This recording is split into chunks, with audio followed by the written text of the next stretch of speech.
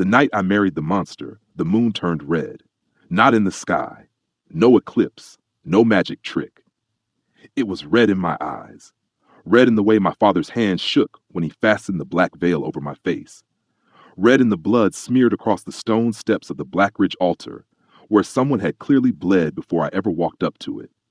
People said Black Ridge wolves never married without sacrifice, that their alpha groomed his brides like he groomed his enemies, with teeth, with fear, with control.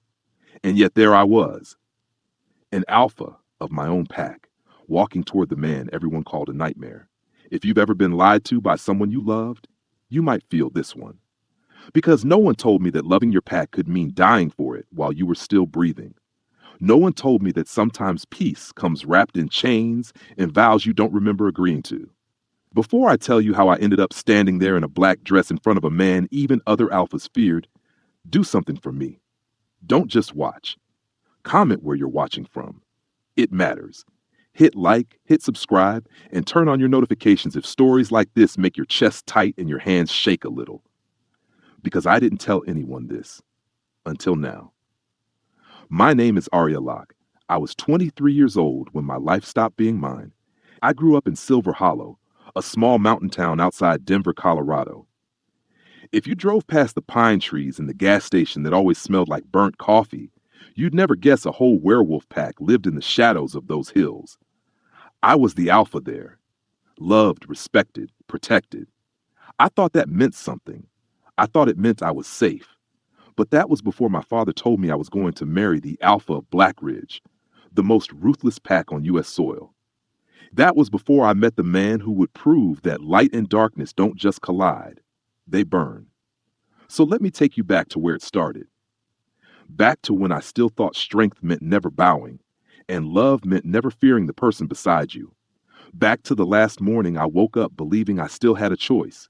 I remember the smell of that morning more than anything. Pine sap, wood smoke, and fresh rain soaking into the dirt road that cut through Silver Hollow like a brown river. The sun was barely up, just a soft orange smear behind the tree line, and the town still felt half asleep.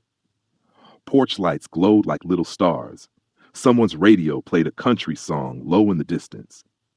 I padded down the front steps of our pack house barefoot, feeling the cool bite of the wood under my feet, hair still wild from sleep, wearing an oversized gray hoodie that used to belong to my mother. Out here, before the noise and the duties and the expectations, I could just breathe.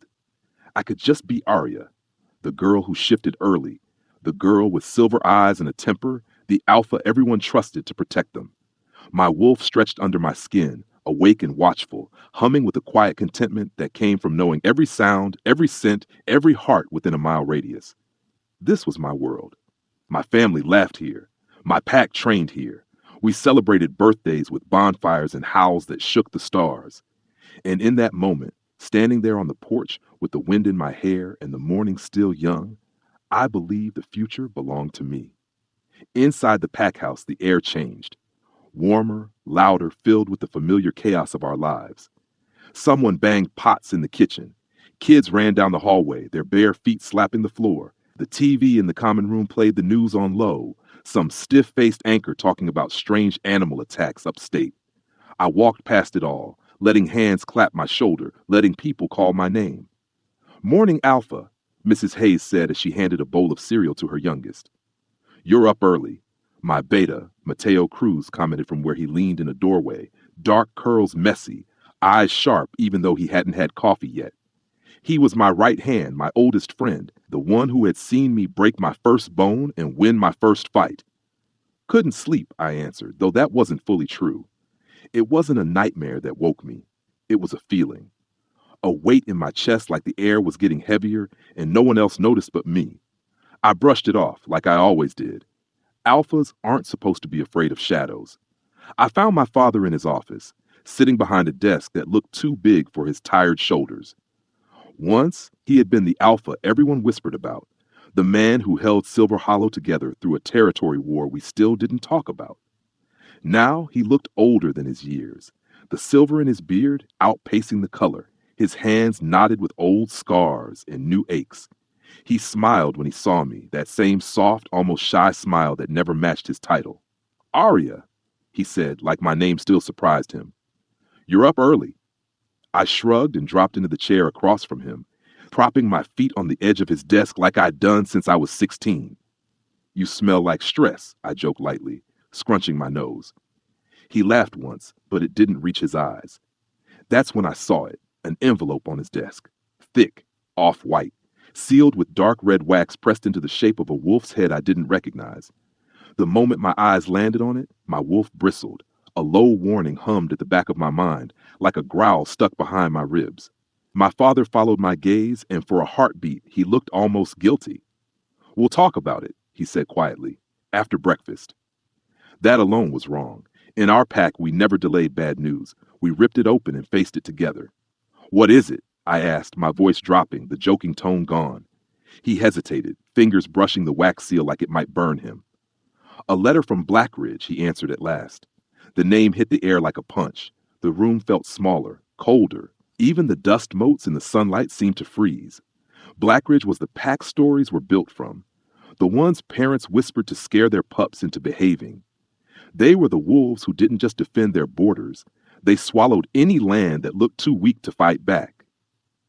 What do they want? I asked, every muscle tightening. My father didn't answer. Not right away. He just looked at me, really looked like he was memorizing my face.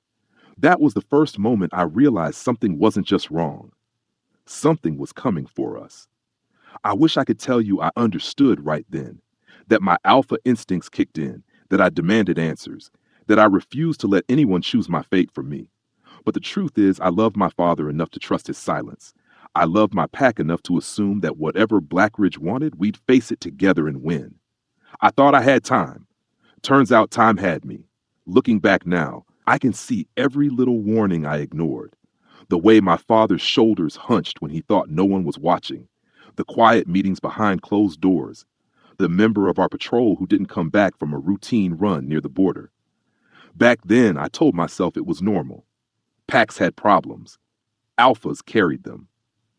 What I didn't know was that deals had already been whispered in the dark, that names had been signed, that fate had already started carving out the path that would lead me to a blood-stained altar in Blackridge territory. All I knew in that moment was that my father was hiding something, and it had the weight of that red wax seal.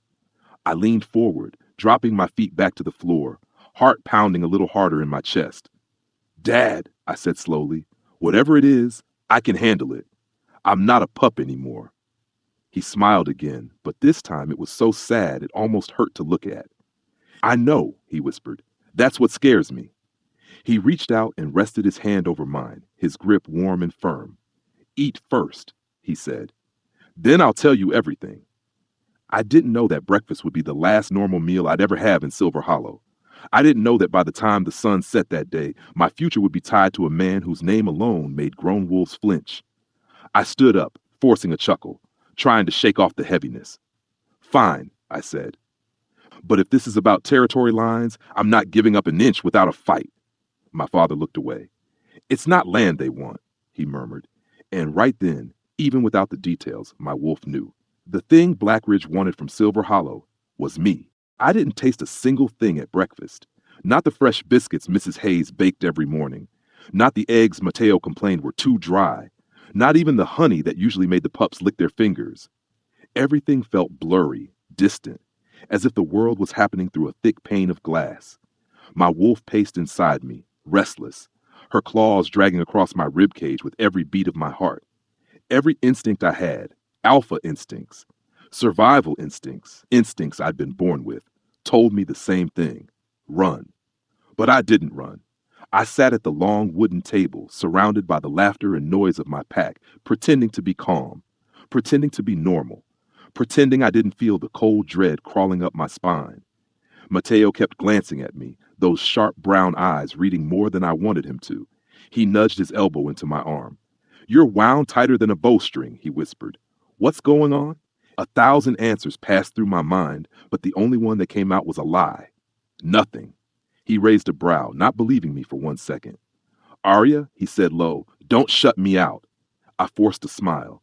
I'm not, but I was. Because I didn't know how to share fear, not when people depended on me to be unshakable. When the meal ended and people drifted off into their duties, my father's voice echoed from the hallway. Aria, my office. The weight in his tone told me this wasn't a conversation that could be delayed anymore. I followed him down the hall, each step feeling heavier than the last. Inside the office, the letter with the blood-red seal still sat on the desk like it owned the room. My father stood beside it, arms crossed, jaw clenched. You're not going to like this, he said quietly. Then don't say it, I whispered back, half hoping silence would make the truth disappear. He gave a small, broken laugh. I wish that worked. He motioned to the chair. I didn't sit. My wolf stood at attention inside me, every hair raised. Tell me, I demanded. My father exhaled, rubbing his temples. Blackridge sent a demand. For what?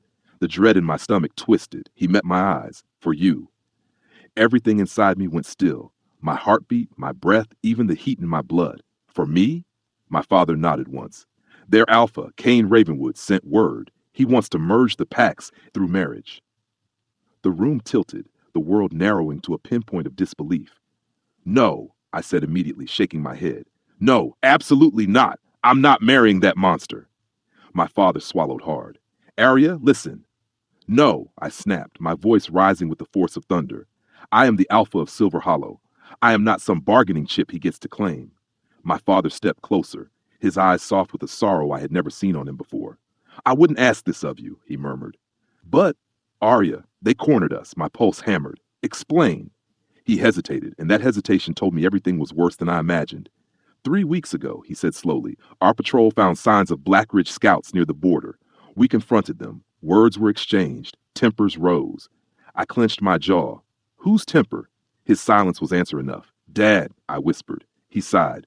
I tried negotiating. They refused. The next night, they sent a warning. One of our scouts went missing.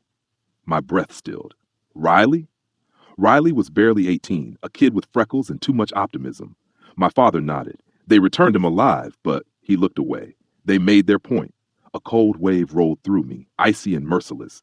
So this is extortion? I spat. A forced union? A demand for peace, my father corrected quietly.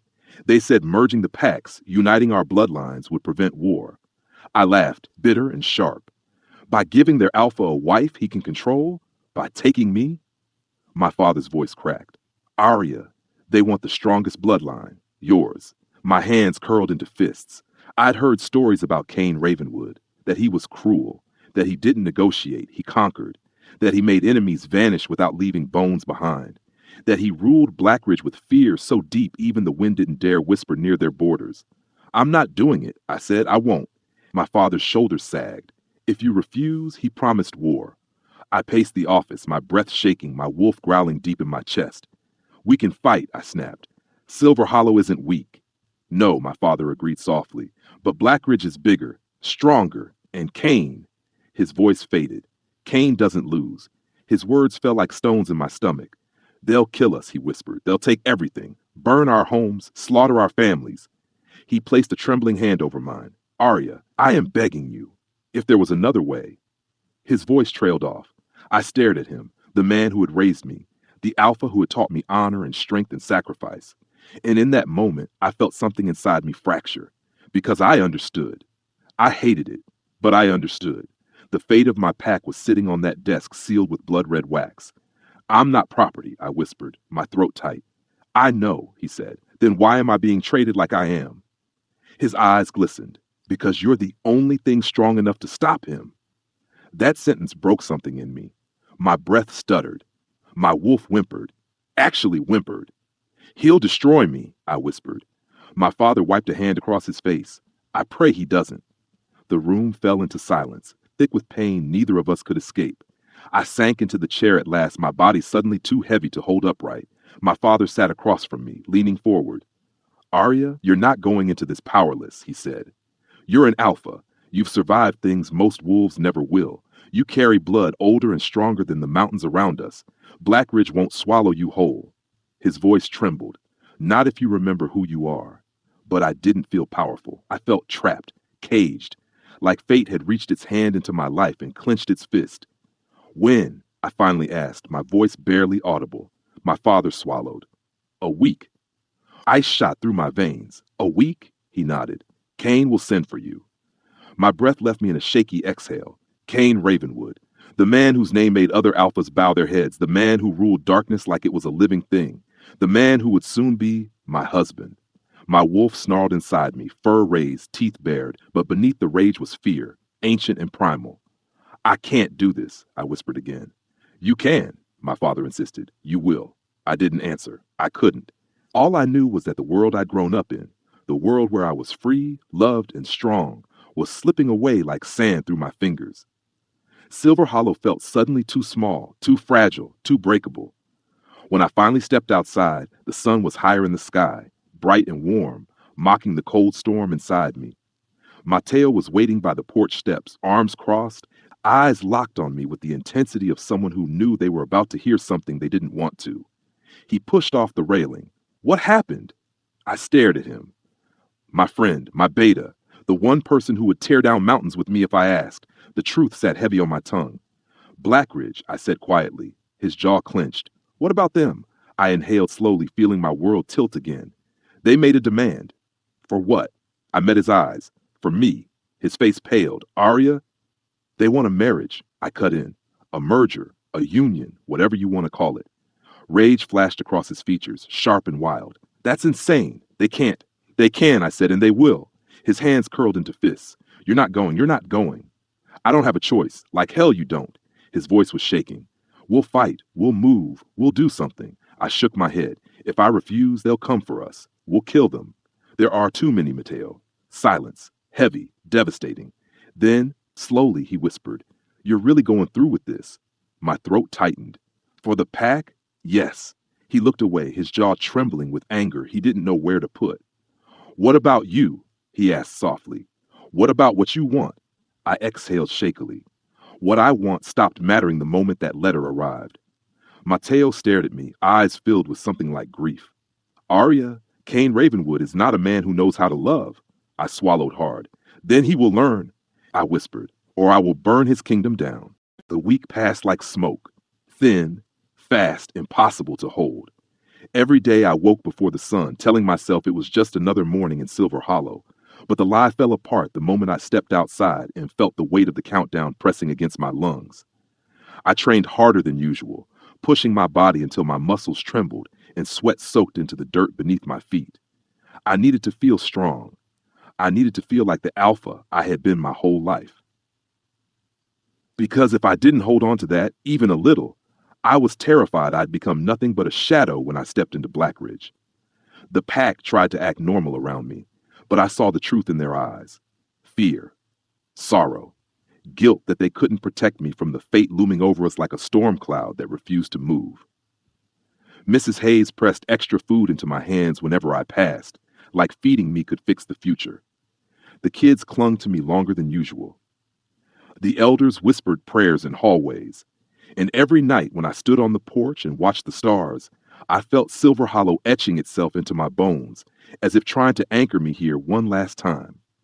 The hardest part was pretending I wasn't breaking, pretending the thought of marrying Cain Ravenwood wasn't hollowing me out from the inside. I slept with the windows open, listening to the forest breathe, terrified that soon I wouldn't hear these sounds again. My wolf paced constantly, full of restless energy and fear she didn't want to admit. She didn't trust him, this man we'd never met but already knew too well through the stories carved into the world around him. Mateo stayed close that entire week, hovering like a shadow that refused to leave me. If I went for a run, he followed. If I trained, he sparred with me harder than usual, his hits sharper, his movements almost desperate. When I sat on the porch staring into the trees, he sat next to me, silent but steady. On the third night, he finally cracked. You don't have to pretend with me, he murmured. I didn't answer. Aria, he continued, voice low and rough, you're terrified. His words hit me like a blow. I wanted to deny it. I wanted to tell him I was fine. But the truth spilled out like a confession I'd been choking on. I don't know who I'll be when I get there, I whispered. I don't know what he'll do to me. Mateo's jaw tightened. You're an alpha. No one can take that from you. I don't think he wants an equal, I said. I think he wants ownership. He exhaled sharply. If he lays a hand on you, you'll what? I asked, my voice trembling. March into Blackridge alone? He didn't smile. He didn't blink. Yes. Something inside my chest twisted painfully. Mateo had always been fierce, loyal, protective, but now he looked like a man on the edge of a cliff, ready to jump if it meant reaching me. Mateo, I whispered, I need you here. You're for them. I don't care about them right now, he snapped, surprising us both. He raked a hand through his curls. I don't want you going to him. My throat closed. I don't want to either, I whispered, but wanting doesn't change reality. He looked at me like he was memorizing my face, like he was trying to burn every detail into his mind before he lost me. I should have told you earlier, he whispered. Told me what? His eyes softened with a pain that made my wolf whimper. That I. He paused, jaw tightening. Never mind. But I heard what he didn't say, and for the first time I broke just a little. By the fifth day, the forest changed. It wasn't anything obvious, not tracks, not scents, not sounds, but the air felt different, like the world itself was leaning in, watching, waiting. Wolves were sensitive to shifts like this. My wolf felt it first, an unease rippling down my spine like cold water. I stood at the edge of the woods long after dark, staring into the blackness between the trees. Mateo found me again. It's too cold to be out here, he murmured. I didn't move. Can you feel it? He frowned. Feel what? I inhaled slowly. Something's coming. Mateo followed my gaze. Blackridge? Maybe. The wind whispered through the branches, carrying a scent I didn't recognize. Sharp, metallic, ancient. My wolf growled, low and warning. Kane's wolves don't set foot in another pack's territory unless they're invited, Mateo said. Which means, he's close, I finished. My heart pounded so hard my ribs ached. We both turned at the same time when a howl echoed in the distance. Not one of ours, not friendly, not familiar. It was deep, resonant, commanding, like thunder trapped in a throat. It made the hairs on my arms rise.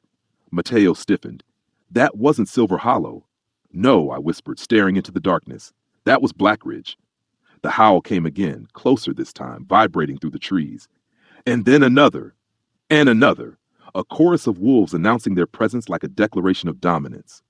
My stomach twisted. He's early, I whispered. Mateo's expression darkened. Or he's impatient. I swallowed hard. Or he wants to see if I'll run. Mateo stepped in front of me, blocking my view. You don't face him alone. But we both knew that wasn't his call to make. Kane Ravenwood wasn't a man you met on your terms. He was a man who arrived when he wanted, how he wanted, and left ruins behind. The next morning, everything felt wrong. The sky was too still, the wind too quiet. Even the birds avoided the trees closest to our borders. The pack gathered outside without being asked, drawn by instinct and fear. Parents held their children close. Warriors stood ready, though every one of them knew they wouldn't stand a chance if Blackridge came for blood. I stood at the front with my father, Mateo on my right, elders behind me. My pulse was a steady, heavy drum in my ears.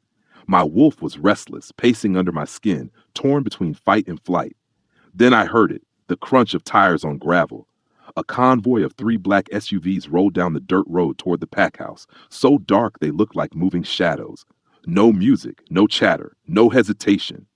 They moved with the precision of people who had done this before, people who weren't visiting, they were claiming. Every instinct in my body screamed to bare my teeth, to assert dominance, to show them Silver Hollow did not fear darkness. But my father's hand touched mine, grounding me. Aria, he murmured, steady. The SUV stopped 20 feet from us. The doors opened in perfect sync. 4 wolves stepped out from each vehicle, dressed in black tactical clothing, their expressions blank, eyes cold. Blackridge warriors, deadly, disciplined, emotionless, but none of them mattered. Not when the last door opened. He stepped out like the earth itself made room for him. Kane Ravenwood, Alpha of Blackridge, the man whose name carried more fear than most wars. I had imagined him 1,000 times that week. Cruel, monstrous, twisted. I was wrong. He wasn't monstrous. He was breathtaking in a dangerous, lethal way. Tall, broad-shouldered, dark hair cut short, sharp jaw, eyes like winter, icy gray with flecks of something darker, something ancient. And the way he carried himself, like a man who didn't need to prove he was powerful, because everyone already knew. My wolf froze. Not in fear, something worse.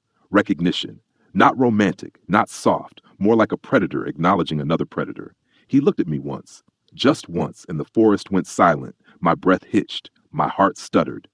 Mateo stepped closer to me without thinking, but Cain's gaze shifted to him, cold and assessing, like he was measuring his worth and finding it lacking. Then those eyes returned to me. He didn't smile, didn't speak, didn't bow. He simply watched me with a calm that made my skin prickle. I lifted my chin, refusing to look away. If this man came expecting submission, he came to the wrong place. He studied me for a long moment, his expression unreadable. Then finally he spoke, his voice low, smooth, and dangerous. Aria. It wasn't a greeting, it was a claim. My wolf bared her teeth. I stood taller. Cain Ravenwood, I answered, matching his tone. He stepped closer, slow and deliberate, stopping only a few feet away from me. Close enough to smell him, cedar, smoke, cold night air. I've come for what's mine, he said quietly, and the ground beneath my feet felt like it cracked open. The pack didn't breathe when Cain said those words. I felt the stillness hit like a wave behind me.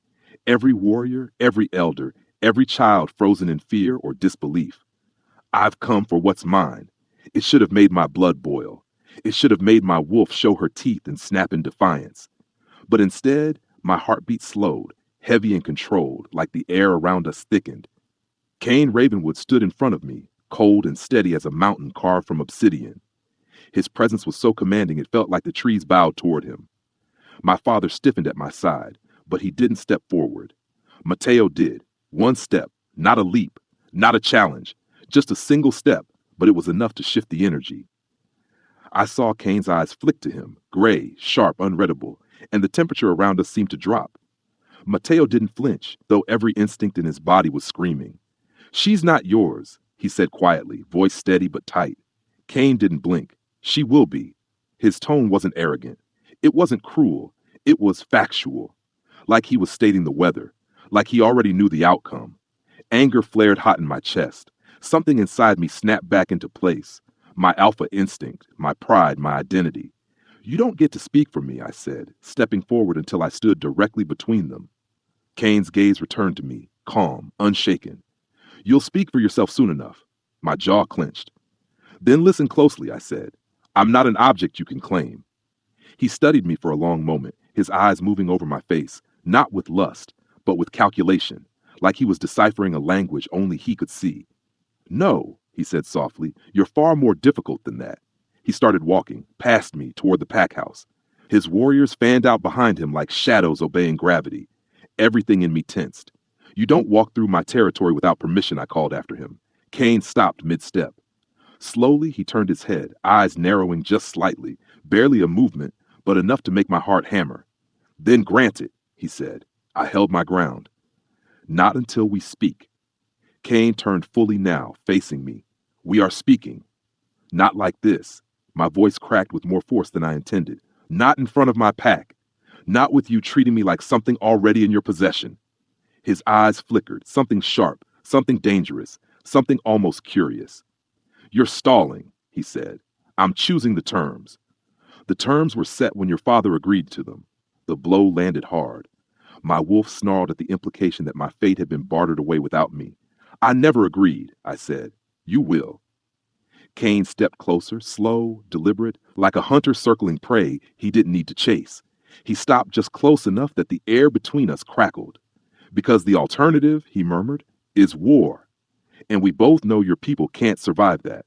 My hands trembled, just slightly, rage mixed with helplessness. If you threaten them again. I don't need to threaten, he interrupted quietly. I state reality. My wolf lunged against my ribs, wanting to tear the calm off his face. I inhaled sharply, forcing myself to hold his gaze. Cain's expression softened, just a fraction. I didn't come to hurt your pack, he said. I came to take you home. Home. The word sliced through me. Silver Hollow was my home. These mountains, these people, this air, not his ruthless land, not his dark kingdom. I don't belong to Blackridge, I whispered. Cain's jaw flexed. You will. For the first time since he arrived, something flickered in his eyes. Not cruelty, not triumph. Something like recognition, like he saw a reflection he wasn't expecting. Your blood is old, he said quietly. Older than your father's. Older than your elders. I can smell it. My breath caught. Wolves didn't talk about bloodlines lightly, and Cain said it like it meant something more, like he had known this before he ever arrived. Your blood, he continued, is the only thing strong enough to carry the bond our packs need. I shook my head. You talk like this is destiny. It is. No, I snapped. It's manipulation. Kane's gaze dropped to my throat, not lustfully, but with the focus of someone reading a symbol carved in stone. Silver blood, he murmured. Rare, untamed, feral. His eyes lifted back to mine. Your ancestors were the first alphas in these mountains. Did your father ever tell you that? My heart skipped. My history isn't your concern. It's the reason I'm here, he answered. My father stepped forward then, voice strained. Kane? Kane silenced him with a single look, not threatening, but commanding. My father's jaw locked. My wolf bristled at the disrespect. Don't look at him like that, I growled. Kane's gaze returned to me instantly. I look where I want. Not here, I snapped. Not at my alpha. Something flickered across his face. Surprise, maybe even respect. You defend your own well, he murmured. Good. Not for you, I said. His lips twitched, almost a smile, but darker. Everything you do from now on, he said softly, is for me. Heat flared under my skin, anger, fear, and something far more dangerous. The silence cracked when Mateo moved again, stepping between us even though he knew it was suicidal. If you touch her, Kane's eyes hardened. Mateo, I warned, but he didn't stop. I mean it, Mateo hissed. If you hurt her. Kane didn't react with violence. He reacted with coldness sharper than claws. You assume I want to hurt her. Mateo's jaw clenched. Your reputation says enough. Kane tilted his head slightly. You know nothing about what I want. He stepped forward, bypassing Mateo entirely, stopping directly in front of me. Close enough to feel the heat radiating off him. Close enough to feel my wolf reacting, fur raised, breath shallow, torn between fight and something she didn't have a name for. Kane's voice lowered. You, Aria Locke, you are not a prize, not a trophy, not a possession. I blinked, startled by the unexpected softness. You are the only alpha born in 50 years strong enough to stand beside me without breaking. His words hit me like a physical force, not because they were flattering, but because they were terrifying. He wasn't choosing me to weaken me. He was choosing me because he believed I wouldn't die under him, because he believed I was strong enough to survive him. This union isn't about love, he continued. It's about necessity. You're not convincing me, I whispered. I'm not trying to convince you. He leaned in slightly, not touching, but close enough to test my breath. I'm claiming what fate already wrote. I exhaled shakily. Fate didn't write this, I said. You did. Kane's expression didn't change, but something tightened in his jaw. Believe what you need to, he murmured. But when you step into Black Ridge, you will feel the truth. And what truth is that? I asked. His voice dropped like a blade. Light and darkness were never meant to live apart. Before I could respond, another howl tore through the forest, this time from behind the SUVs. A Black Ridge warrior jogged forward. Alpha, he said, bowing his head. The perimeter is secured. We await your signal. Kane didn't look away from me. Good. My stomach twisted. What signal? He blinked once. For your departure. I froze. Now, Kane nodded, we leave before sunset. Mateo swore under his breath. My father's face crumpled, brought grief and resignation mixing in his eyes. Please, he murmured, give her time to say goodbye. Kane finally looked away from me, turning his gaze to my father. You've had your time. You knew I was coming. My father stiffened. Mateo growled. I breathed out slowly, fighting the panic rising in my chest like boiling water. I'm not ready, I said. Kane looked at me again, unyielding. You don't need to be ready. You just need to come. You can't force me. I can, he said, but I'd rather you walk willingly. My hands trembled. And if I don't? Kane stepped closer, slow, deliberate. Then I carry you. A shiver ripped through me, rage, fear, and something I hated myself for feeling. My wolf pressed forward, not in defiance, not in submission, but in recognition. It terrified me. Kane watched it all, reading me too easily. Prepare yourself, he said quietly. Black Ridge awaits. Then he turned, giving a signal with 2 fingers. His warriors began repositioning. The vehicles shifted. The air thickened. My life ended and began all at once. The moment Kane gave that signal, everything inside the pack shifted. The warriors stood straighter. The elders lowered their heads. Mothers pulled children close. It felt like the forest itself held its breath. I stood in the center of it all, suspended between 2 worlds, the one I had known all my life and the one that waited for me like a mouth lined with teeth. Kane's men moved with silent precision, forming a perimeter around the SUVs, their black uniforms blending into the shadows. I felt their eyes on me, assessing, measuring, planning. My wolf snarled low, warning me this was no escort. This was a transfer of power, a claiming. I forced my legs to move, stepping away from Cain even though the air around him felt like gravity. My father's hand found mine, warm, trembling, trying to anchor me. Aria, he whispered, voice cracking. I am so sorry. I shook my head, swallowing the ache in my throat. No, I whispered. Don't apologize. You did what you had to. But my voice trembled, betraying me. He cupped my cheek with a shaking hand, his eyes full of fear he didn't hide this time. I wanted to protect you, he murmured. I wanted to keep you here safe. The words cut deeper than any blade could. I know, I breathed, and I love you for it. His eyes glistened. I leaned into his touch one last time, memorizing the warmth, the smell, the familiar comfort of him. The alpha in me stood tall, but the daughter inside me was breaking. If I let myself feel too much, I knew my knees would buckle. I straightened slowly. My father nodded once, as if giving me permission to let go. But I wasn't ready. I didn't know how to be ready. My world was slipping from my fingers like sand, and the man taking me didn't even blink. Cain watched silently from several feet away, arms crossed, expression unreadable, eyes sharp enough to carve through bone. He was giving me time, but not mercy.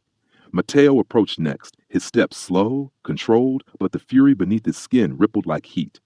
Are you really going? He asked, voice hoarse. I met his eyes, and everything I'd been trying to swallow choked me. Mateo had been by my side since we were kids, training together, fighting together, bleeding together. He was my anchor, my shadow, my brother in everything except blood. I nodded, unable to speak. His jaw flexed, his eyes burning with emotion he couldn't hide. This isn't right, he whispered. This isn't how your story should go. A bitter laugh escaped me. Stories don't care about fairness. He stepped closer, lowering his voice. You don't have to let him own you. I looked toward Cain, standing there like a living storm that refused to move. He doesn't own me, I said softly. Not yet. Mateo's breath shook. I should have told you earlier, he said again. Told me what? How much you mean to me? His voice cracked. How much I... He broke off, looking away like the words were knives cutting him on the way out. My heart twisted painfully. I reached out and took his hand. Mateo, don't. His eyes snapped back to mine. Why not? Because I already know, I whispered, and if you say it out loud, I won't be able to leave. His breath stilled, and then I felt it, his wolf rising, fierce and desperate. Aria, he murmured, throat tight, if he hurts you. He won't, I said, a lie, a hope, a prayer. Mateo's gaze softened, then hardened again. I will come for you. Don't, I whispered. Please, don't risk the pack, not for me. He shook his head, eyes glistening. For you, I'd risk the world. My breath broke. I pulled him into a fierce hug, burying my face in his shoulder. Goodbye, I whispered. This isn't goodbye, he said. It's a pause. But we both knew he was lying. When I stepped back from Mateo, the pack parted, creating a path for me. A path I didn't choose but had to walk. My wolf trembled inside me, fur raised, muscles tight, pushing against my ribs like she wanted to break free and run. Fight, she snarled. Stay. But I couldn't. If I resisted, Silver Hollow would suffer. If I fought, my people would bleed, and I couldn't let that happen. I took a deep breath, inhaling the forest air one last time, the pine, the earth, the distant smell of rain, the sense of home, the sense I didn't know if I'd ever smell again. Every step forward felt like stepping deeper into a void. The pack watched silently, some crying, some clinging to each other, some staring at Cain with a hatred sharp enough to draw blood. Cain didn't acknowledge them. His eyes never left me. He looked like a man watching a storm he already owned. When I was only a few feet away, he finally spoke. Bring what you need, he said. I shook my head. Everything I need is here. A faint twitch moved across his jaw. Then you'll learn to need new things. His tone wasn't cruel. It was matter of fact. I hated how steady it made me feel, like he offered structure where everything else was chaos. My life isn't yours to rebuild, I said. Yet here you are, he answered. The truth stung. I glanced once more over my shoulder, just once, because if I looked too long, I'd break. Mateo watched me like he was carving my face into his bones. My father watched me like he was trying not to collapse. My pack watched me like they were already mourning. I inhaled shakily, then faced forward again. When I reached the SUV, Kane opened the door himself, holding it with a single hand as if it weighed nothing. He wasn't offering courtesy, he was offering control. I hesitated. The threshold felt like a line drawn in fire. Aria, Kane said quietly, get in. My wolf snarled, but my legs moved anyway. The door shut behind me with a heavy thud, sealing me into a world that didn't belong to me. The interior smelled like leather, cold steel, and something uniquely his, sharp, masculine, edged with danger. I stared straight ahead, refusing to look out the window as the engine rumbled to life. If I saw my pack watching, I would break. Kane slid into the seat beside me, close but not touching, too close. The air shifted instantly, thickening, charged with a tension that crawled beneath my skin.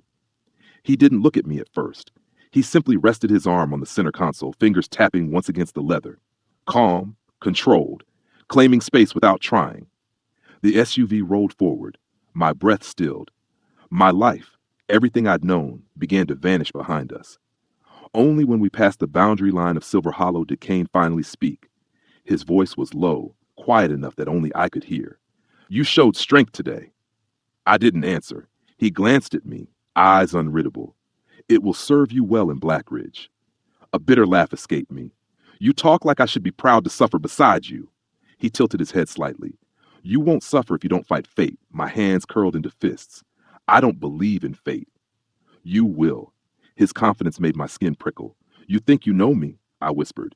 I do, he said. Better than you think. I turned to him sharply. You don't know anything about me. For the first time, something flickered across his expression, something almost human. Aria, he said softly, your life is about to change in ways you can't imagine. I swallowed hard. Because you'll force it to. He shook his head. Because destiny already did. My chest tightened. Stop talking like we're meant to be. Kane leaned closer, slow, controlled, deliberate. I'm not talking about us being meant, he murmured. I'm talking about what happens when light walks willingly into darkness. His fingers brushed the air near my hand without touching. It doesn't get swallowed. His voice dropped lower. It transforms. The drive to Black Ridge felt like entering another universe, one where the air grew heavier with every passing mile, where the trees leaned closer together like skeletons, whispering warnings through their branches. The sky darkened unnaturally fast, clouds gathering with a sharpness that made the world outside look carved in stone. I kept my eyes forward, refusing to look at Kane, refusing to show fear even though it swirled beneath my ribs like smoke. The deeper we drove, the more my wolf reacted, restless, anxious, pacing circles inside me as if trying to scratch her way out of my skin. Turn back, she snarled. This place is wrong. She wasn't imagining it. Black Ridge territory felt colder, not temperature cold, soul cold. Like every tree had soaked up centuries of pain and still wasn't full. Kane noticed my tension long before I said anything. You feel it, he murmured. I clenched my jaw. I feel the imbalance. His eyes flicked toward me, unrateable. This land carries its history. Pain, I corrected. Death. Strength, he said simply. Survival. I looked away, breathing through the tightness in my chest. You call this strength. I call it rot. Kane didn't look offended. If anything, he looked like he expected me to say it. Your pack lives in the light, he said. You grew up with hope. And you grew up with fear. I snapped. Enough fear to build walls around your entire life. His jaw flexed. Fear keeps people alive. No, I whispered. Love does. Silence settled between us, long, heavy, stretching like a tight rope between two cliffs. He didn't touch me. He didn't argue. But the tension in the air thickened until I could barely breathe. By the time the SUV turned onto the long, winding road leading toward Black Ridge, the sky was nearly black.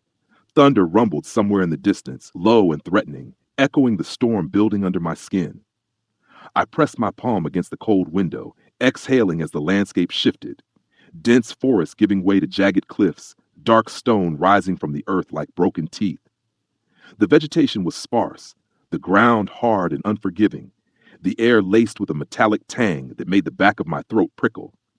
Other wolves watched from the shadows, eyes glinting between trees, silent, unmoving. Kane's warriors didn't flinch. They were used to being observed like prey by their own people. I wasn't. The scrutiny hit me like a cold wind, raising goosebumps along my arms. Why are they staring? I asked quietly. Kane didn't look. Because you're the first outsider they've ever seen enter our land alive. My heart jolted. Alive? Most who cross our borders don't leave, he said calmly. It's how we protect ourselves. I swallowed. From who? Everyone. His tone was so simple, so factual, it sent a chill down my spine. The pack house, if one could even call it that, came into view next. Except it wasn't a house. It was a fortress. Massive, built from black stone, with high walls and watchtowers rising like spears against the night sky. Fires burned along the perimeter, casting long shadows that twisted like living things. My stomach dropped. This isn't a home, I whispered. It's a prison. For the first time, Kane turned fully toward me. It's both, he said, depending on who you are. My pulse quickened. And what am I? Kane's gaze sharpened. The one who gets to decide. When the SUV stopped at the base of the fortress steps, the doors opened instantly. Black Ridge warriors approached the vehicles in silence, men and women with hard eyes and stiff shoulders, their posture unnervingly uniform. Kane stepped out first, commanding the space around him without a word. When he opened my door, it wasn't with the gentleness of an escort. It was with the finality of a gatekeeper. I stepped out slowly, my boots touching unfamiliar earth, my breath catching as the energy of the place washed over me. It felt like stepping into a silent scream. A tall woman emerged from the shadows, lean, deadly, dark hair braided tightly down her back. Her eyes swept over me with a mixture of curiosity and disdain. Kane's voice rumbled low. Rhea, she bowed her head slightly. Alpha. Her gaze flicked back to me. So this is her. Kane's tone sharpened. This is Aria. Something in the way he said my name made the woman's expression shift. Not softer, but more calculating. She's smaller than I expected, Rhea said. My wolf growled. I don't need size to break your jaw, I said calmly. The warriors around us went still. Rhea blinked, smirked. She has teeth. Kane's voice lowered, almost as if he approved. She's an alpha. Rhea tilted her head. We'll see. No, Kane said, his voice laced with quiet authority. You won't. The message was clear. I was off limits. Whether as a possession or a partner, I didn't know, and I wasn't sure which one frightened me more. Inside the fortress, the temperature dropped even further. The walls were lined with ancient carvings, wolves, battles, bloodlines, legends I didn't understand. Torches flickered along the corridors, casting jagged shadows across the stone. My footsteps echoed too loudly, reminding me I didn't belong here. But my wolf, she paused, listened, sniffed the air. Something here calls us. I shook my head. No, listen. Her voice wasn't fear this time. It was curiosity, connection. The realization unsettled me so deeply I nearly stumbled. Kane noticed instantly. What is it? He asked. Nothing, I lied. We reached a long hallway with heavy double doors at the end. I felt the pressure before we even got close, an energy thick enough to taste. This will be your room, Kane said. One of many. I lifted a brow. How many wives do you have? He stopped walking, turning to face me fully. None. I blinked. I don't believe you.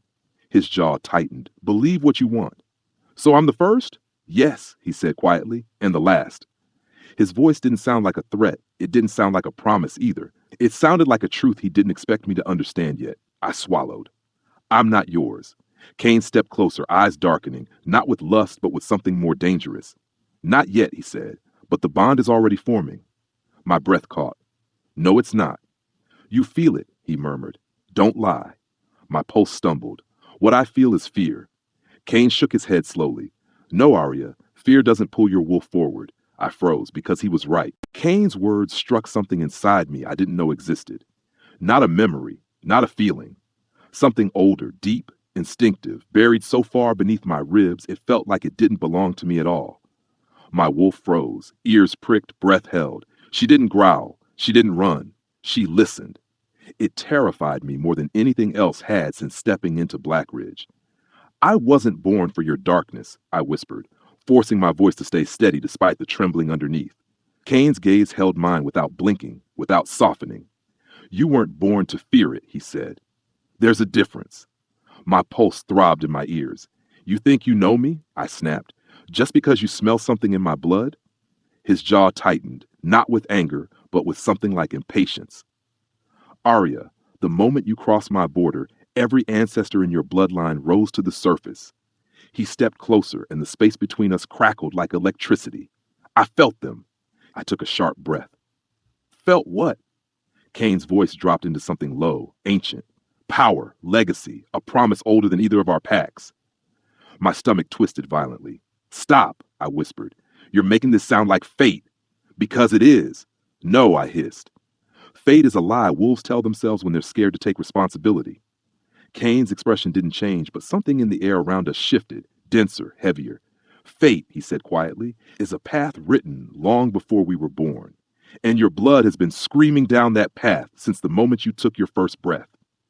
My breath cracked. Why me? Kane leaned in, voice barely above a whisper. Because you're the only alpha alive who can stand beside me without dying. The words shouldn't have shaken me, but they did. Because deep in my bones, something responded like a thread tightening. A call I didn't recognize but couldn't ignore. I shoved the feeling down, hard. I don't want to stand beside you, I said. I don't want any part of this. Kane's eyes darkened.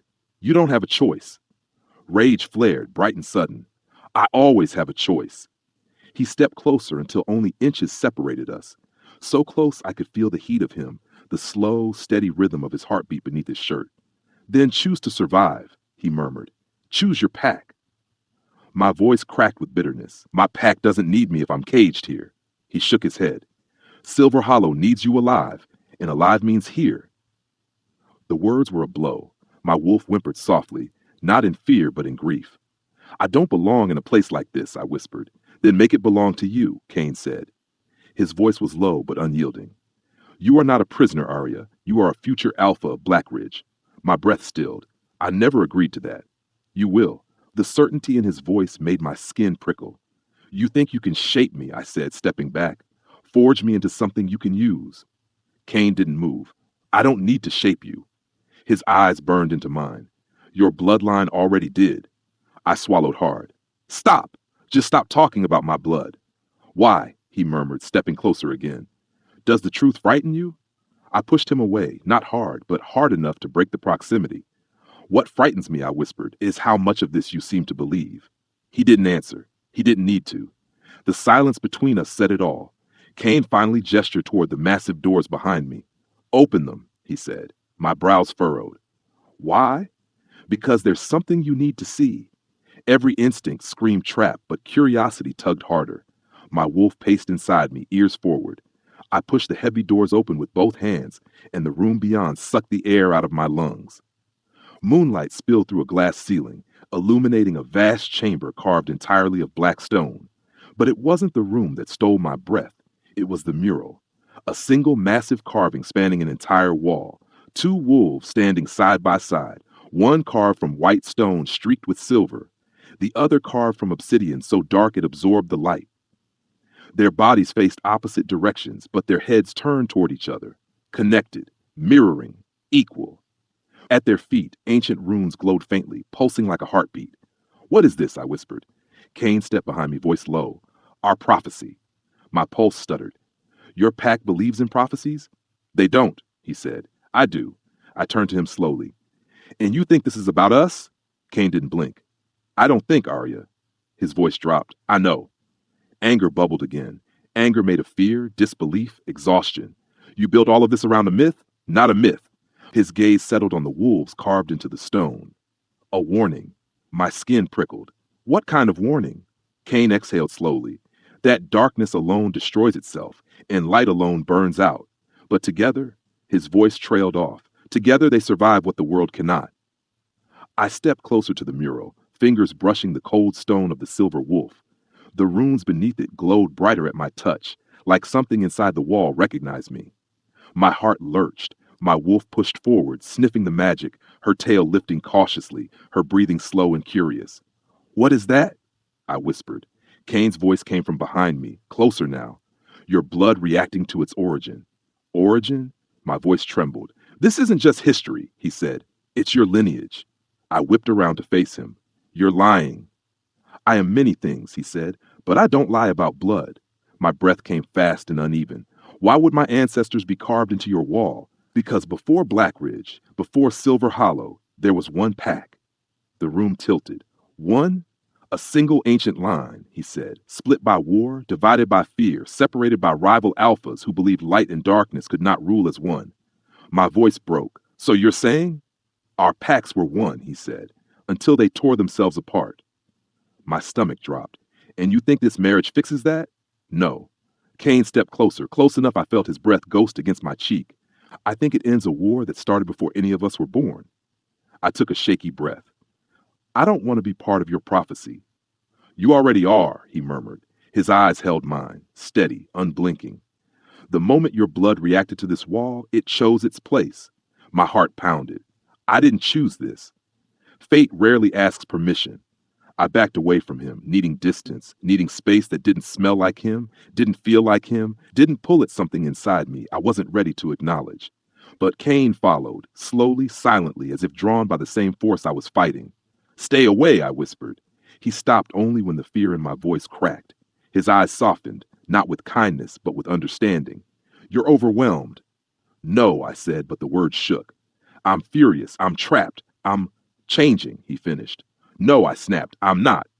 Your wolf disagrees. My throat tightened. Because she did. No, she wasn't afraid of him anymore. She wasn't submitting either. She was reacting, responding, recognizing. I hated it. Let me go, I whispered. Kane's gaze lowered to my trembling hands. Aria, I'm not holding you. That truth was a slap. Because he wasn't touching me. He wasn't gripping me. He wasn't forcing anything physically. And yet I felt bound, tethered, pulled by something invisible and terrifying. Stop looking at me like that, I whispered. Like what? Like you already own the ending to my story. Kane's chest rose slowly, his breath deep and controlled. I don't own your ending. His eyes locked on mine. But I am part of it. My breath caught. I don't want you to be, his voice lowered to a whisper. Want has nothing to do with destiny. I didn't sleep. I couldn't. The room Kane assigned to me was massive, larger than the entire Alpha wing back home, but it felt like a cage built from stone and moonlight. The ceiling was carved with constellations I didn't recognize, the walls etched with histories I didn't want to claim, the air heavy with the scent of wolves who had died to keep Black Ridge alive. I paced until my legs ached, until the torches burned low, until the night outside the window turned ink dark. My wolf wouldn't settle. She kept lifting her head, ears pricked, alert. He's close. I snarled back at her silently. I know. But knowing didn't ease the panic clawing inside me. Every time I blinked, I saw the glowing runes, the ancient wolves carved in stone. Kane's voice saying my bloodline wasn't light after all, but a weapon forged for a war I never asked for. The truth gnawed at me. What if everything I thought I knew about myself was a lie? What if my father kept more secrets than he admitted? What if the blood in my veins wasn't meant to lead Silver Hollow, but something far darker? The fear twisted into anger, sharp, consuming, impossible to smother. I grabbed the chair beside the bed and slammed it across the room. It cracked against the wall, splintering. The sound echoed so loudly the torches flickered. And then, without warning, the door slammed open. Kane stood in the doorway, chest rising and falling like he'd run here, eyes burning with something too intense to decipher. He didn't ask if I was all right. He didn't ask permission to enter. He stepped inside with the certainty of someone who already knew the answer. You're unraveling, he said quietly. I can feel it from the other side of the fortress.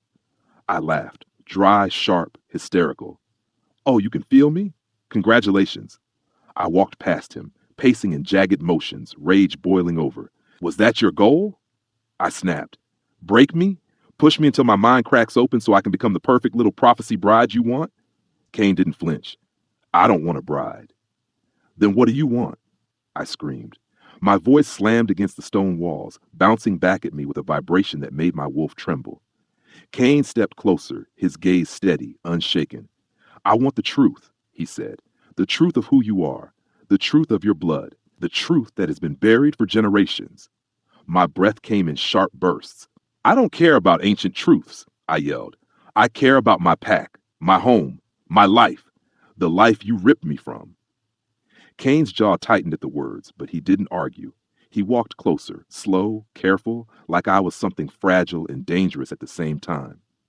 You think I wanted this? He murmured. You think I wanted fate to drag you into the heart of a place that has cost me everything? I froze. The edges of his voice cracked, barely, but enough. It stopped my breath. Don't pretend you're a victim, I whispered. You're the most feared alpha in the country. Fear is not power, he said. Fear is survival. And it is a lonely thing. I stared at him, chest heaving. I don't care if you're lonely, I spat. I don't care what fate says. I didn't choose you. Kane stepped closer, close enough to feel his breath warm the air between us. No, he said softly. You didn't, but destiny did. Something in me snapped. Not cleanly, not completely, but like fracturing glass. I shoved him. Hard, hard enough that any other wolf would have stumbled. Kane didn't move an inch. Not one. His stillness made anger roar through me like wildfire. He caught my wrist, gently but firmly. Don't, he said. That single word sent heat rushing to my face, fury exploding through my chest. Let go of me. His grip tightened just slightly, just enough to ground, not restrain. Aria, let go! Something inside me detonated. A surge of energy burst out of me like lightning, cracking through bone. Kane flew backward. Not far, but enough to make the torches flare violently. I stared at my own hands, horrified. What was that? Kane rose slowly, brushing dust from his shirt like being thrown by me was nothing. His expression wasn't angry. It wasn't shocked. It was reverent. Your blood is waking up, he said softly. My breath stilled. No. Yes. I stepped back. No. That wasn't normal. Nothing about you is normal. His voice was low, even. You think Silver Hollow taught you your full power? They taught you control, restraint. But this, he nodded toward my hands. This is what your ancestors carried. This is what your bloodline buried. My pulse spiked so high it hurt. I don't want this, I whispered. I don't want any of it. Kane stepped closer again, even after I had thrown him across the room. He didn't look afraid. He looked like he was staring at a miracle. It doesn't matter what you want, he said. Your blood has already decided. I stumbled backward until my spine hit the cold stone wall. Stay away. Kane didn't stop. His steps were slow, deliberate, like approaching a wild animal he didn't want to scare off. Your power doesn't frighten me, he murmured. It doesn't need to, I whispered. It frightens me. My wolf pressed closer to the surface, trembling not from fear of him, but from the weight of something ancient stirring in our veins. Kane reached me, but he didn't touch me. He placed his hand beside mine on the wall, close enough that our skin almost brushed. Aria, he said softly, your power didn't awaken because of this place. My chest constricted. Then why? Kane leaned in, breath ghosting across my cheek, voice a whisper that sank into my skin. It awakened because of me. My breath shattered. No, I managed. Yes. His voice deepened, becoming something almost primal. Our bloodlines recognize each other. They always have. My throat closed. Stop. You felt it the moment I stepped into your pack's territory, he said. That pull, that heat, that fear that wasn't fear. It was fear, I insisted. It wasn't. I pushed his chest, but he didn't move. You're twisting everything. I am explaining everything. His eyes held mine, relentless, consuming, unbreakable. You and I were never meant to be enemies. We were meant to be balanced. A tremor ran up my spine. You're wrong. Your blood disagrees. I swallowed hard. I don't want this destiny. Kane's voice dropped to a dangerous softness. Then fight it. My heart stumbled. He leaned closer, eyes burning into mine. Fight it. Fight me. Fight the prophecy. Fight fate itself. His voice became a whisper. But don't lie to yourself. Lie about what? My voice cracked. Kane's eyes softened in a way I didn't think he was capable of. About the part of you that already knows the truth. For a long moment, neither of us moved. The air between us felt alive, charged, trembling, full of something I didn't want to name, even as it pressed against my ribs like a heartbeat that wasn't mine. Kane's words echoed inside my skull. Don't lie to yourself. I wanted to scream. I wanted to claw the prophecy off the walls. I wanted to tear the truth out of my blood with my bare hands. But instead I stood frozen, breath shallow, pulse racing, every instinct inside me battling itself. My wolf was restless, pacing, torn between rage and recognition. We are meant to survive, she whispered. He is darkness. Yes, but we are not light. Not entirely. I slammed the thought away. I don't want this destiny, I said, voice trembling. Kane didn't reach for me, didn't try to touch me, but the weight of his presence closed in anyway. You say destiny like it's a prison, he murmured. Maybe it is, I whispered. Or maybe it's the key. I shook my head, stepping past him, needing distance, needing air that didn't smell like him, didn't pull at something deep inside me. But as soon as I reached the doorway, a sharp, stabbing pain tore through my chest. Not physical, something primal. My knees nearly buckled. Aria? Kane's voice cut through the haze, sharper than steel. I grabbed the wall, gasping. My wolf howled, long, broken, desperate. What's happening? I screamed silently. Her answer was a whisper. Bond. Panic detonated inside me. No, I whispered. Not now, not this. Kane reached me in 3 strides, catching me before I hit the floor. Aria. His hands hovered near my arms but didn't touch, as if he knew one wrong move would send me spiraling. Breathe. Don't tell me to breathe, I choked out. Make it stop. But he didn't answer because he couldn't. The pain wasn't from him. It was from fate, from blood recognizing blood, from something ancient carving itself into the cracks of my soul without permission. My wolf whimpered inside me, struggling, fighting, confused. Kane's voice dropped into something low, steady, commanding. Aria, look at me. I shook my head, tears burning my eyes. No, I don't want. Look at me.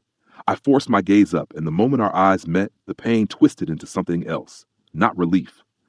Not comfort. Something sharper. Something binding. My breath caught. Kane's expression changed, but not into triumph. Not into dominance. Into shock. Real shock. It's too early, he murmured, more to himself than to me. It wasn't supposed to start yet. Make it stop, I cried. Kane grabbed my shoulders, not harshly but firmly, grounding me with a steadiness that cut through the panic. Aria, listen to me. This is your bloodline waking, not the bond. My breath shattered. What's the difference? The bond ties us, he whispered. This ties you to yourself. My knees buckled. Kane wrapped an arm behind my back, not pulling me close, not claiming, just holding me up. Your body is remembering what it can do, he said. The power your ancestors buried. I clenched my teeth as another tremor ripped through me. Why now? Kane exhaled shakily, barely noticeable, but enough to crack the mask he always wore. Because I triggered it. The room warped around me, walls bending, shadows stretching, the glow of the runes from the mural flickering like firelight behind my eyes. My fingers dug into Kane's shirt as the world spun. Let go, I gasped. I can't think, just let me. If I let go, you'll collapse. His voice was low, urgent. And if you collapse, the power will take control. My breath came in ragged bursts. Then let it. Kane's grip tightened just slightly, not trapping, anchoring. You don't want that. You don't know what I want. I screamed through the pain. He leaned close, his forehead nearly touching mine. I know what happens to wolves who awaken without grounding. My voice cracked. What happens? Kane's eyes darkened. Not with desire, not with fear, but with memory. They lose themselves. My blood ran cold. The room pulsed. My bones felt too hot. My wolf whimpered, backing away as if the power wasn't hers, wasn't ours, was something older wearing us like a vessel. Aria, Kane whispered, stay with me. Another wave hit, sharper than the first, and I crumpled forward. He caught me fully this time, arms around me, breath uneven against my temple. I've got you, he murmured. I'm right here. I hated it. I hated how much comfort that brought. Hated how much my wolf leaned into it. Hated the way my body recognized his steadiness like it had been built for it. Don't touch me, I whispered weakly. Then stand on your own, he whispered back. I tried. My legs trembled uncontrollably. My breath stuttered. I can't. Kane's voice dropped into something almost gentle. Then let me hold you until you can.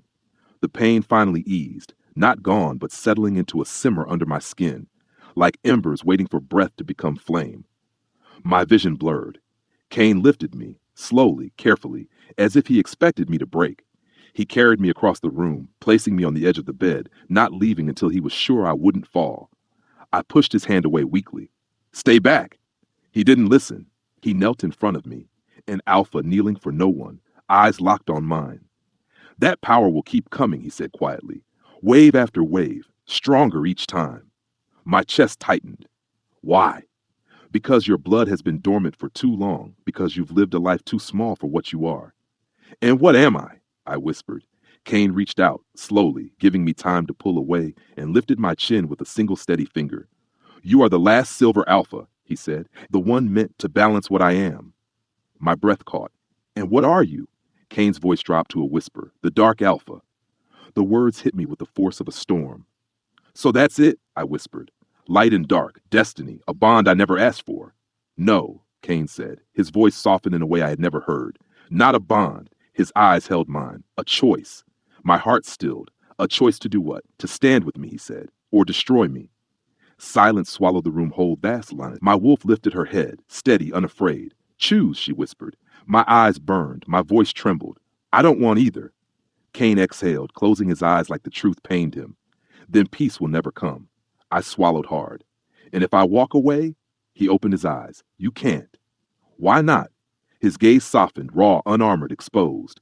Because, Aria, without you I won't survive what's coming. And without me, he reached toward me slowly, stopping just before his fingers touched mine. Your power will destroy you. My breath broke, my voice cracked. What happens to us now? Cain's gaze held mine with something dark, ancient, and impossibly fragile. Now, he whispered, we stop fighting fate or let it kill us. And that was my story. If you stayed with me until this moment, if you felt every heartbeat, every fear, every moment where light met darkness inside me, thank you. Not just for listening, but for feeling it with me. Some stories don't ask for permission before they change you. Some destinies don't wait for you to be ready. And sometimes the thing you fear most is the very thing that stands between you and the version of yourself you were always meant to become. I didn't choose the path I walked. I didn't choose the pain or the power or the darkness that rose in me like a second heartbeat. But I chose to survive. I chose to stand. I chose to face the kind of fate that breaks most wolves in half.